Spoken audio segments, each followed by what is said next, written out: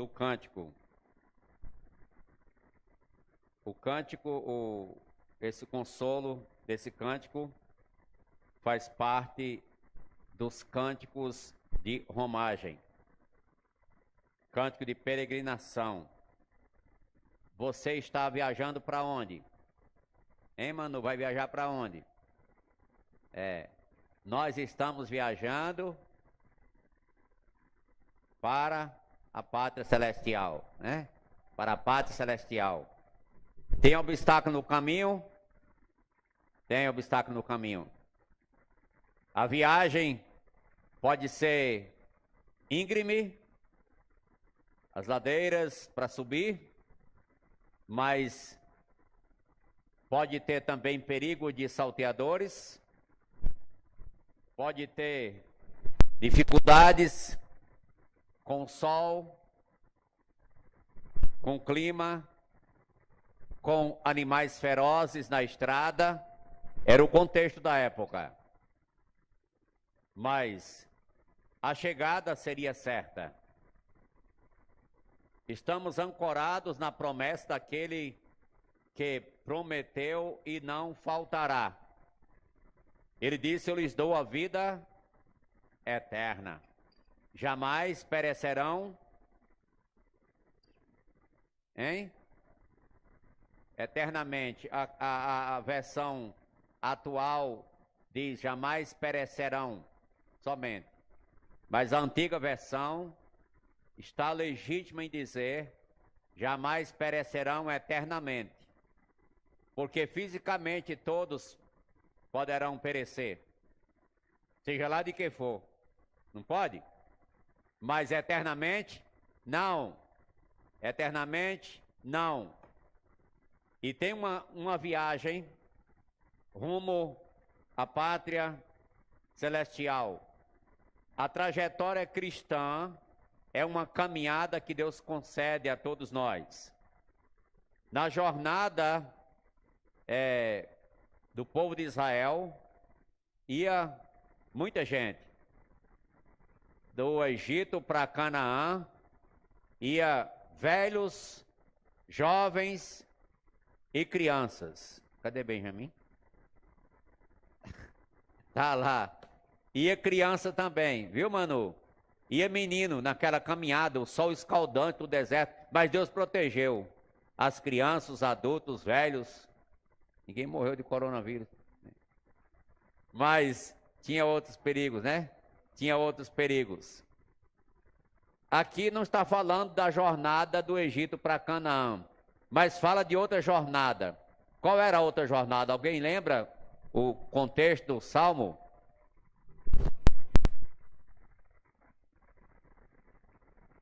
Da Babilônia para Israel. Quando o Senhor restaurou a sorte de Sião, ficamos como quem sonha. Então a nossa boca se encheu de riso e a nossa língua de júbilo.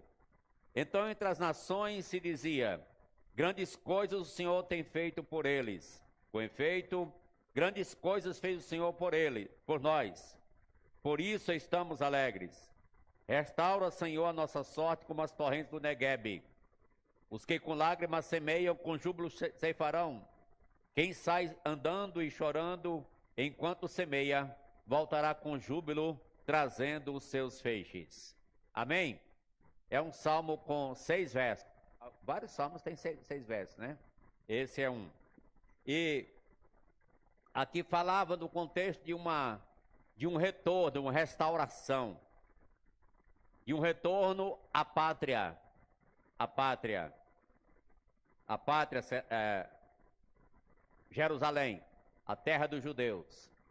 Era essa questão. De onde? Da Babilônia. De onde passaram, aonde passaram 70 anos. 70 anos em cativeiros. Agora estavam de volta na sua terra. Diz que o trajeto, Deus permitiu que fosse o mesmo trajeto por onde foram levados. Lembra que Nabucodonosor havia entrado em Jerusalém e feito destruição e levado cativo. Aí agora tinha passado impérios, estava no império do rei da Síria, e agora esse rei, que é chamado na Bíblia de ungido de Deus, ainda quando incrédulo, pagão, Deus disse: é meu ungido, e Deus usou esse rei para decretar o povo de voltar para a sua terra. E eles voltando para Jerusalém, eles não podiam nem acreditar, irmão Gesso. Eles não podiam nem acreditar que depois de 70 anos estamos vendo acontecer, voltar todo mundo que está vivo para Jerusalém, para sua terra, a terra de Israel, para Israel. E ainda mais, o rei persa, ele ordenou que o povo tivesse ouro para levar, ele ordenou que os guardas pudessem dar suporte na viagem, ele ordenou que os reis lá pudessem apoiar, e assim eles iam reconstruir Jerusalém, os muros, e construir o templo.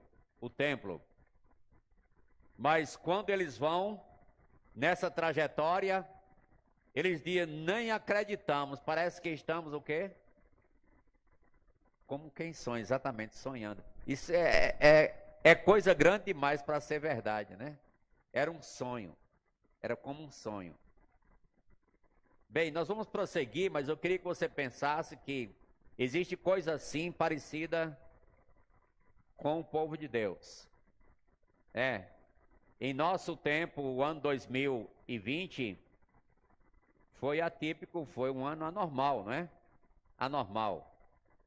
E quem já se achou numa situação dessa? Nenhum de vocês aqui, nenhum de nós. Nós estamos vivenciando uma etapa da história que nenhum de nós conhecia, e que será parte da história universal, será parte de estudo para os universitários e outros futuramente, o que aconteceu em 2020, né? 2020. E como cada um se comporta também, repercutirá no futuro. Nós sabemos que um dia a sua história teve uma mudança. A história mudou. Houve uma mudança na sua história, ou não? Sua história mudou alguma vez? Ou não? Você era perdido, pecador, condenado ao inferno, de cabeça para baixo. Foi por minha conta essa parte última. Mas o Senhor Jesus interviu para lhe trazer nas asas a salvação, para que pudesse você ter o direito, e eu, de ir para o céu, de estar com Ele, viver com Ele agora, de forma que, ou aqui dentro ou fora, se estamos com Cristo, é toda a diferença que faz.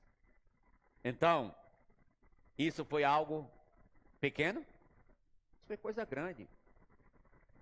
Alguns já estão aqui ainda como quem sonha, né? Já pensou, irmão Gerson, como era, né? Não é só ele não, né? Não é só ele não. Ele era jogador de bola, né? Não é só ele não. Mas já pensou, a nossa página mudou de uma forma, como foi que isso aconteceu, né?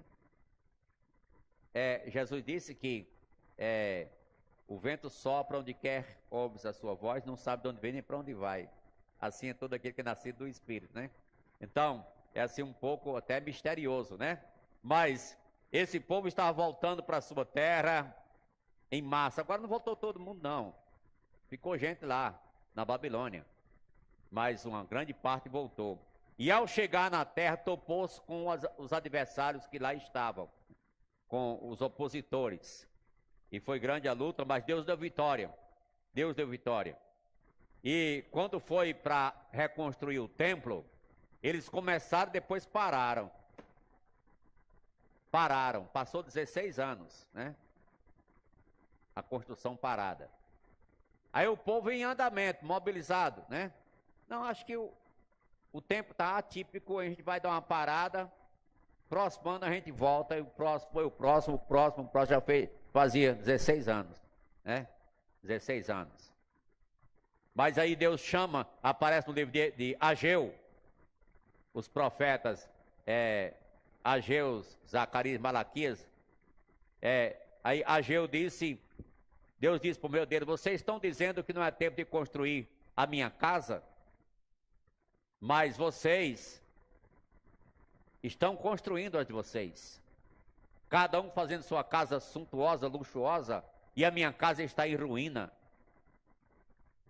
Irmãos, é para a gente pensar, nossa atitude de gratidão a Deus. Se o povo estava grato que voltou da escravidão da Babilônia, devia responder à altura do que Deus esperava, mas o povo estava lá envolvido nas suas atividades meramente seculares.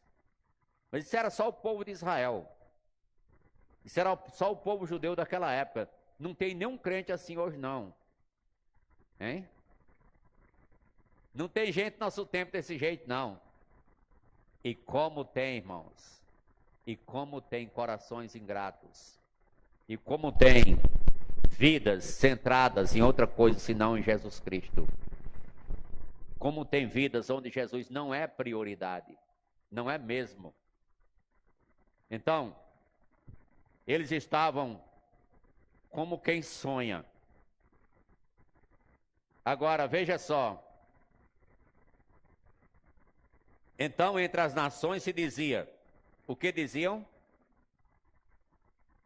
Grandes coisas fez o Senhor por eles. Aí ele confirma, com efeito, grandes coisas fez o Senhor por nós, grandes coisas.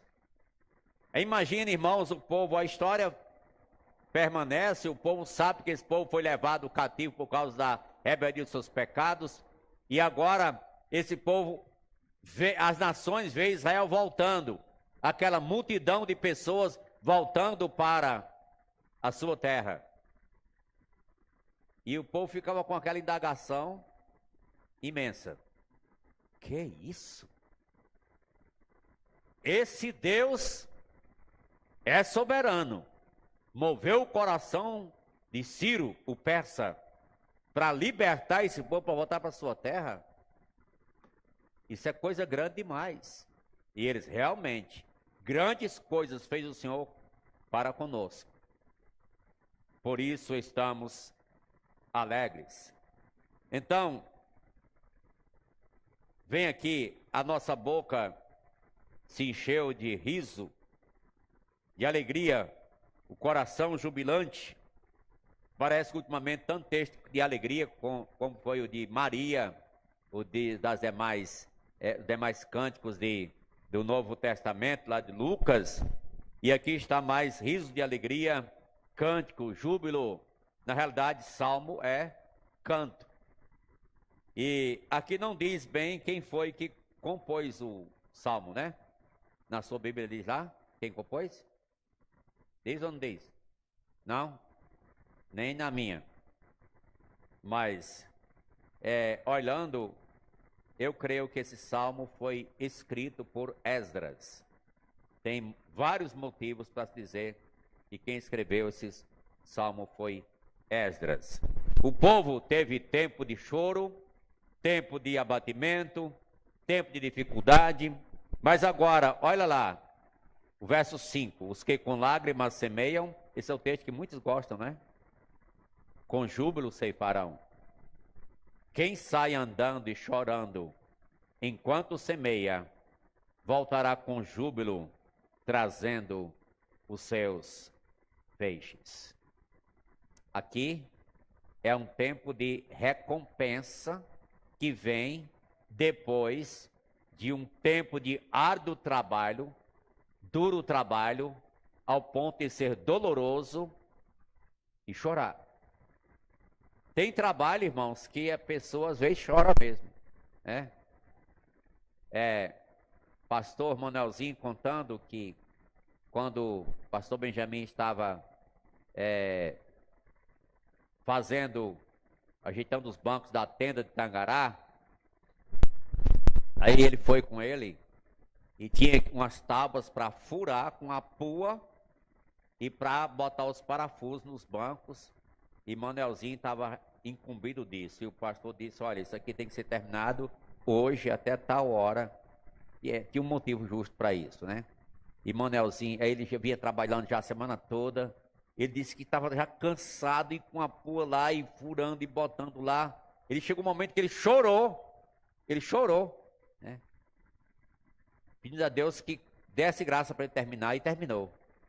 Mas hoje o resultado vem, né? O resultado está lá. O resultado veio por causa da persistência e do trabalho. O povo aprendeu muito na Babilônia, muito mesmo.